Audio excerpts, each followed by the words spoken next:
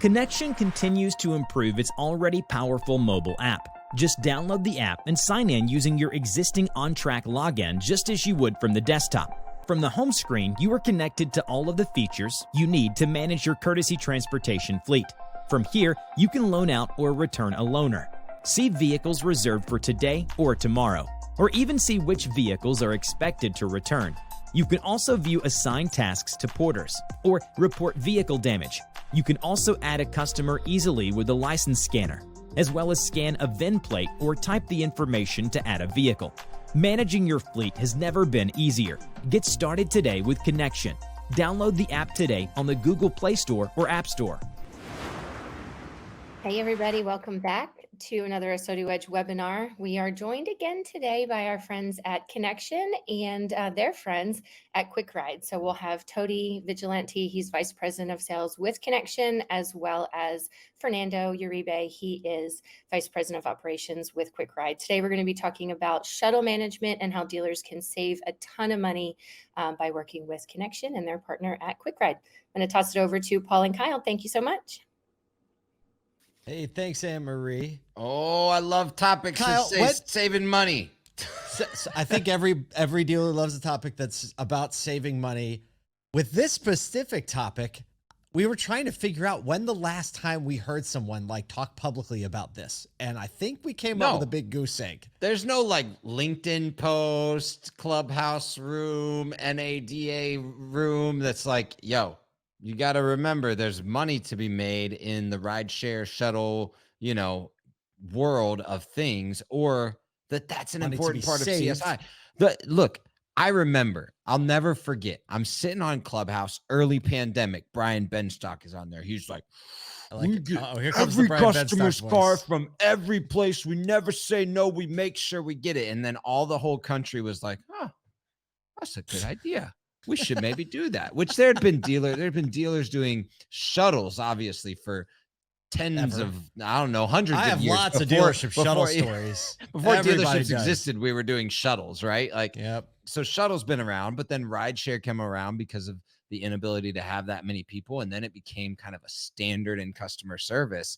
And through all of that, it was just this like, okay, yeah, we got to do it. Throw people, throw time, throw stuff at it. And then like the technology was never something that was heavily discussed, right? Nope. Even you think on the toll side, remember, right.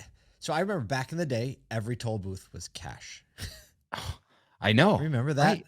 And now the fear, if you were pulling up, remember a fear on the toll booth, you're pulling up, you're like, oh my gosh. You didn't have that last quarter. You're like, I have to fill out the form. I have to fill out the form now. No, but as Easy Pass and Sun Pass and all that stuff progressed, it just became easy to let people take cars. And then most people don't know on the back end, reconciling that stuff is a nightmare. Somebody drives through the toll booth. You don't even see the bill for it. Then you're like, who had that car? When did they have? I don't know. Just pay it, right? It turns into just pay it. Yep. When really, when you start adding up the nickels and dimes, you're like, that's a lot of money.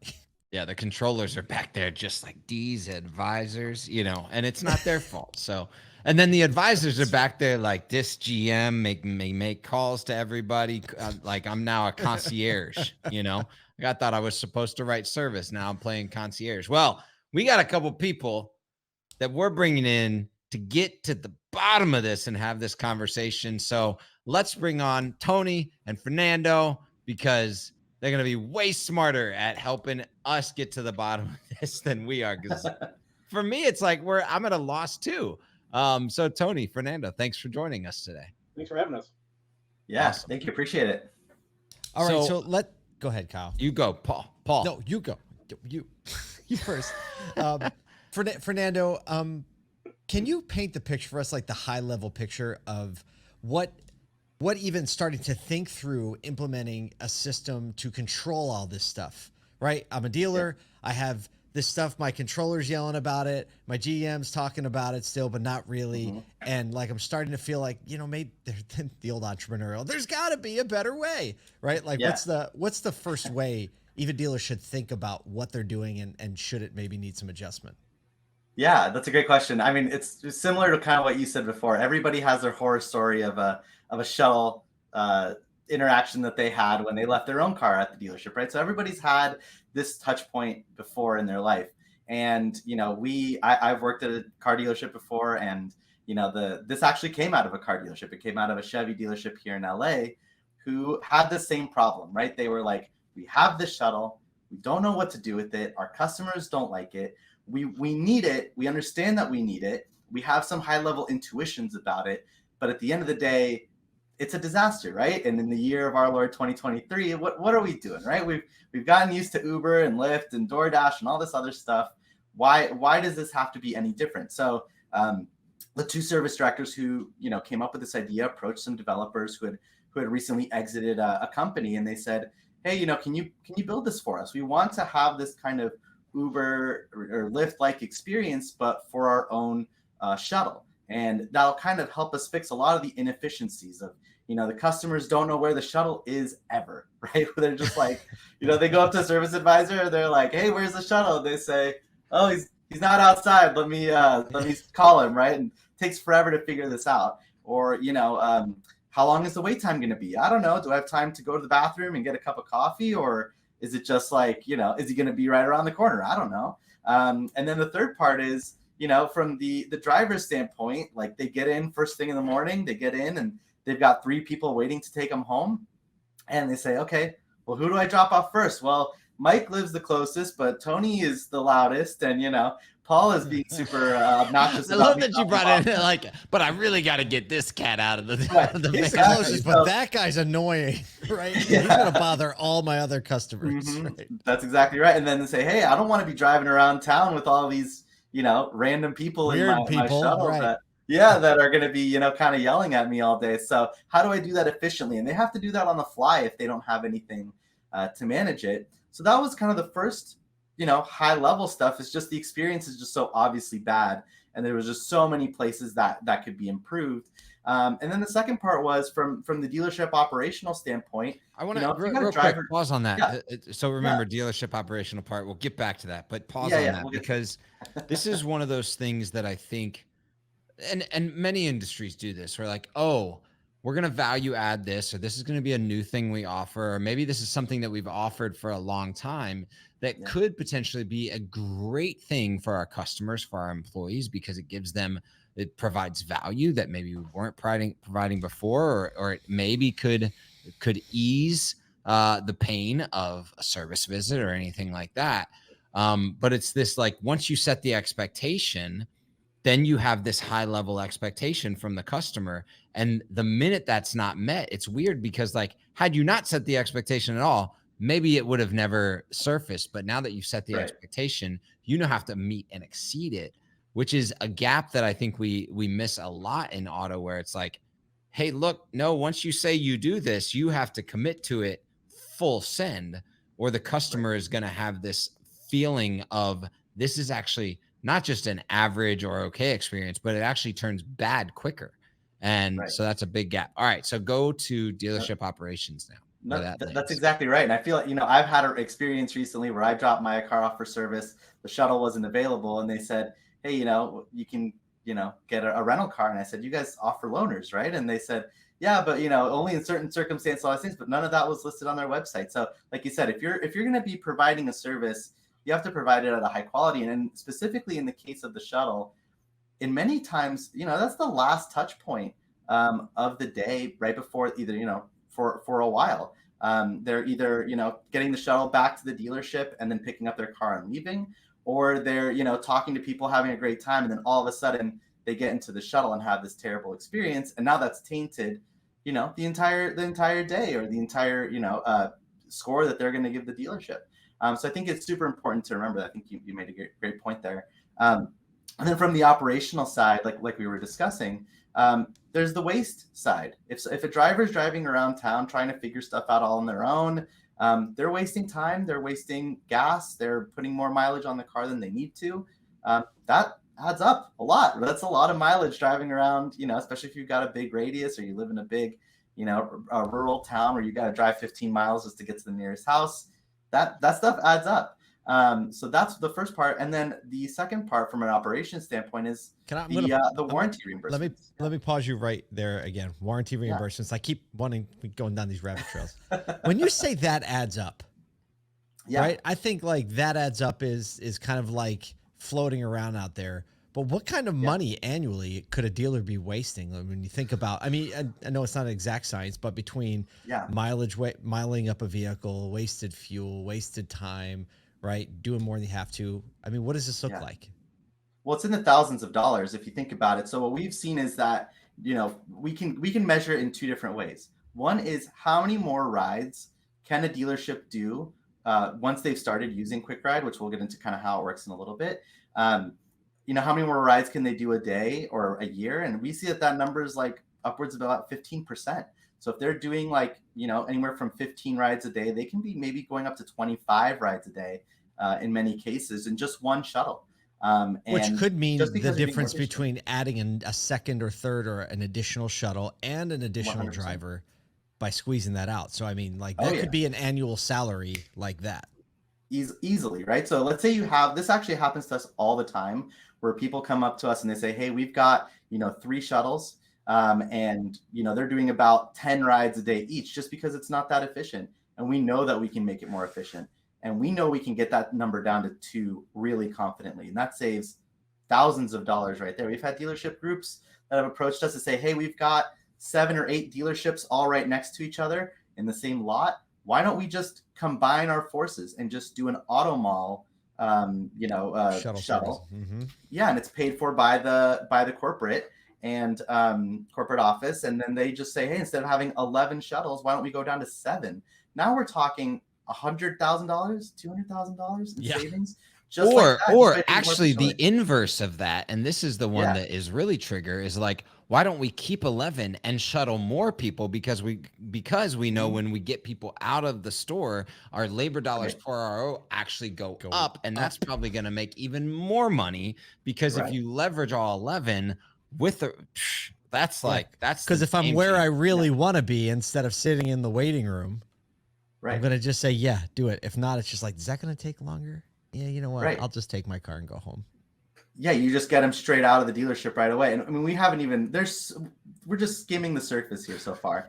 And it's, you know, it's crazy to think about if you're just talking about, like, let's say Uber and Lyft, for example, and we'll probably get into this a little bit more in a little bit, but when COVID hit, Uber and Lyft kind of became the norm, right? A lot of people said, hey, I don't want to, you know, endanger my shuttle drivers, or there's restrictions in my state. I'm going to pull back on the shuttle, maybe even get rid of it entirely, and just go straight to Uber and Lyft.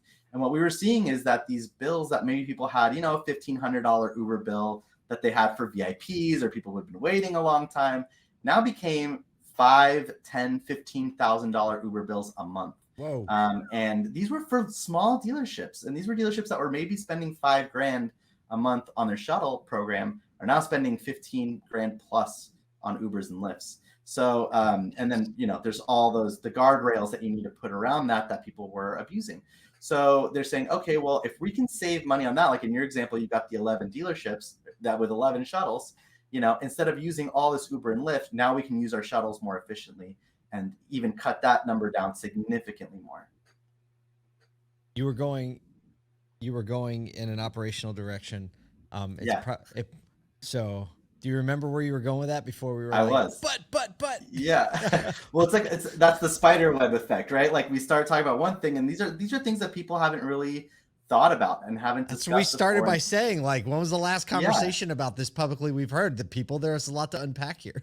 Yeah. I mean, this is a relic from like the 70s, right? Then some dealership out in, you know, probably Cal Worthington out in LA was like, let me get a shuttle, right? And started shuttling people around, and then that just became the norm. Yeah. And people stopped thinking about it in the same way that people stopped thinking about rideshare, you know, a few years into COVID, and are now saying, okay, well, if I'm going to either be bringing this back or if I'm going to keep this program going, how am I going to do it properly? And one of the areas that people are missing out on a ton of money on is warranty reimbursements. So if you are a, you know, Ford, Lincoln, Stellantis, or General Motors dealership, and this is one of the main reasons we decided to partner up with Connexion, is that these OEMs are reimbursing dealerships for giving customers rides that come in for warranty work. And it's not an insignificant number. It's like between $7 and $15 per person. So these are real numbers that the dealership can ask for free money, basically. And if you're not tracking that, let's say you're one of those dealerships that has a pen and a paper, you know, on a clipboard, and you're just writing down whoever comes in, you're not checking that. You're not sending that to your warranty administrator. Or let's say you have it on a whiteboard and it gets erased every single day. You're going to be missing out on that. You're going to be forgetting who you gave all these rides to. So one of the things that we do and that we're working with Connexion on doing even better is keeping track of how many of those customers that you're giving rides to that come in for warranty work, so that you're getting reimbursed every single dollar that you're eligible for. And that's thousands and thousands of dollars a month. If you're a dealership and you haven't done this, this is a very simple exercise. Take how many shuttle rides you think you're doing per day, add a little bit realistically if you're going to be using a software like Quickride, and then you say, okay, what percentage of my ROs come in on warranty work? It's usually pretty substantial. Let's say it's 60% and you get 10 shuttle rides a day. That's 6 times $15 for round trip, right? Per person. Yeah. Now we're talking thousands of dollars a week, right? That you could be getting from your thing. You funnel that right back into your shuttle program, and you help keep those costs down. Tony. Okay. It's like it's a lot to unpack there. No, I mean, but wait, there's more, right? Like it just keeps more. It keeps stacking up, and I think that as dealers start to think through like these questions and all these little corners that you're mentioning, you're like, yeah, that's happening. Yeah, that's happening. Yeah, that's probably happening, right? You start to like, I need to take a look at this. Tony, you have a lot to do with the integrations and kind of like making everything actually functionally work, because everything always sounds good philosophically. We're like, do you want to save money? Yes. Do you want to offer a better customer experience? Yes. Right. Everyone nods their head that, but like, what does it take to actually do that? Like, how complicated can this be, or how simple can it be? It's incredibly simple. It's a real quick activation. It's already built into the on-track system and the Connexion system. Dealership just has to basically enroll. One of the things that we found, the reason we want to partner with Quickride. What does that mean? A dealership just needs to enroll? Just basically sign up. Just reach out to our team with Fernando. We'll get you guys get the dealership enrolled, and it's actually going to show up directly on the dashboard. We do everything kind of in the background and activate. So when the dealership goes into their on-track system or Connexion system next time, they'll see their shuttles up directly on the screen, and they can track them real time utilizing this dashboard. Taking a look at the on-screen graphic right now.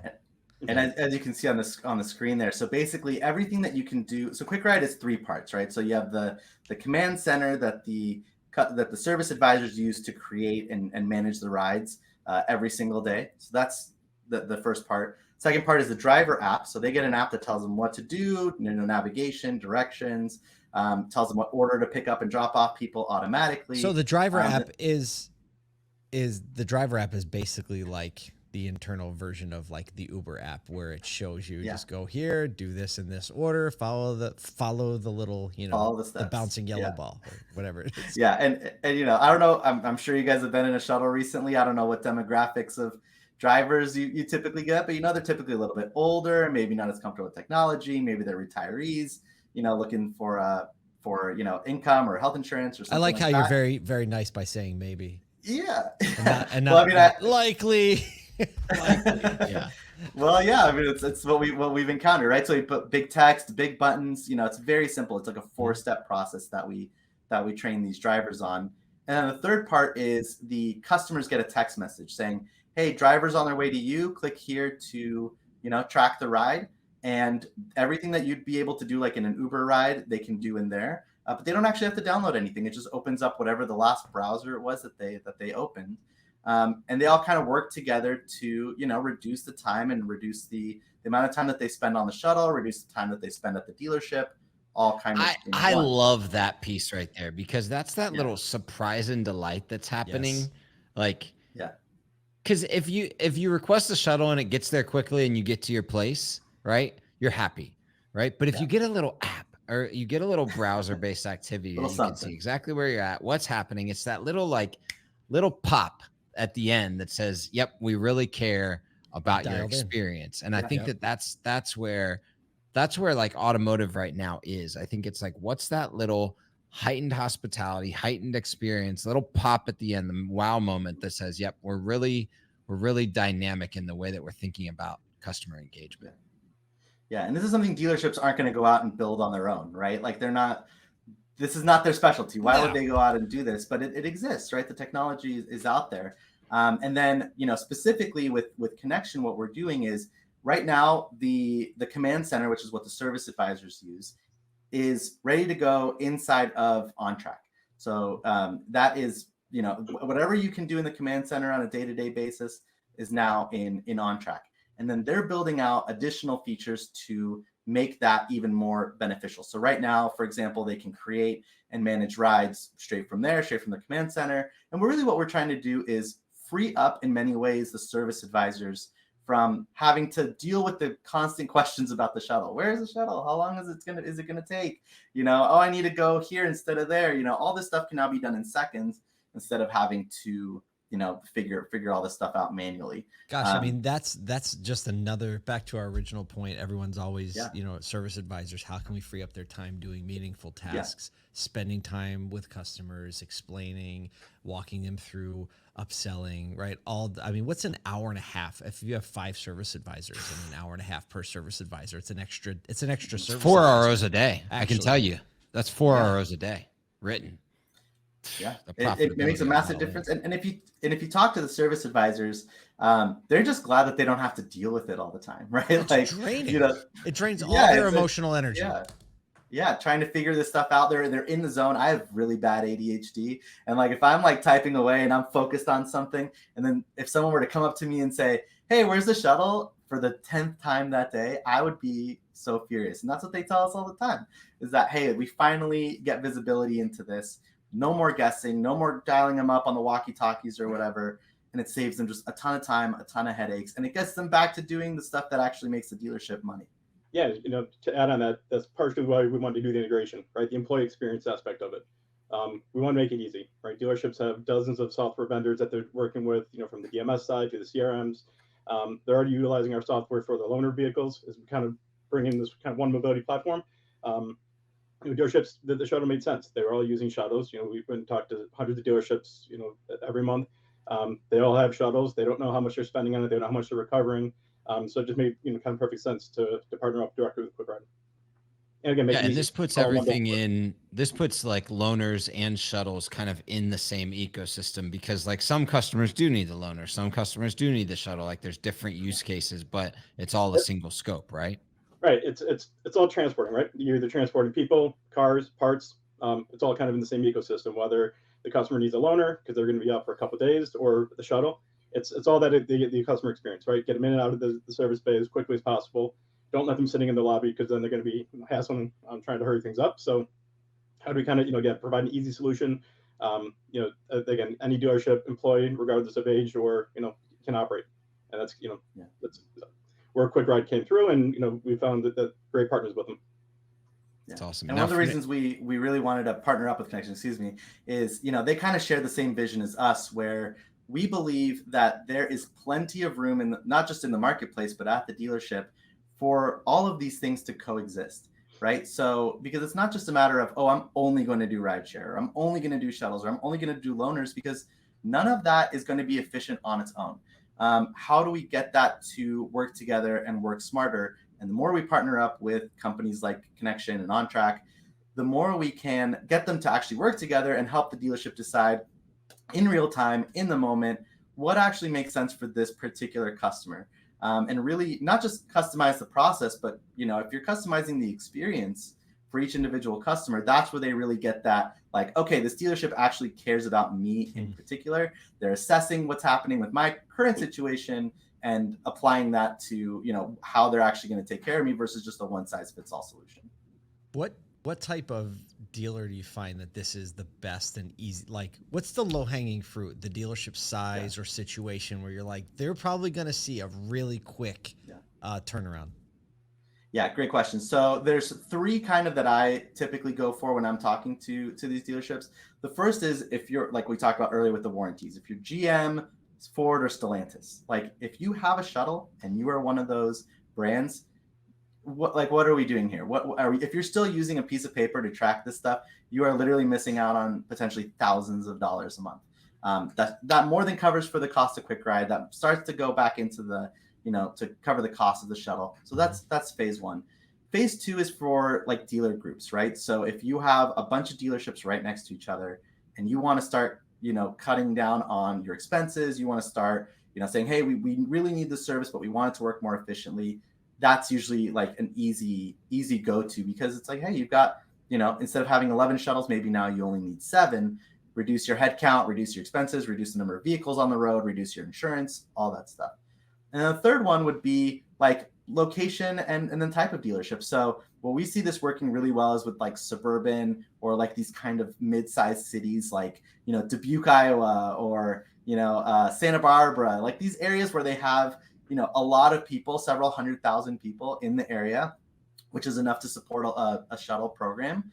But also where the Ubers are kind of expensive, honestly, where they're, $25 a ride just to start. And we say, hey, what can we do to kind of save on this stuff, and say, without having this gigantic rural radius that goes 25 miles, how can we, that's a great shout, because like a lot of things like this target very urban areas, but because this is a potential replacement cost for things like an Uber or Lyft, where drives are potentially longer, you see the value in, oh, hey, if you're spending more money per ride already, then it's actually a quicker recovery, as opposed to like a 6-block ride in an urban mentality. A 30-minute ride in a suburban area actually is going to recover that dollar a lot quicker.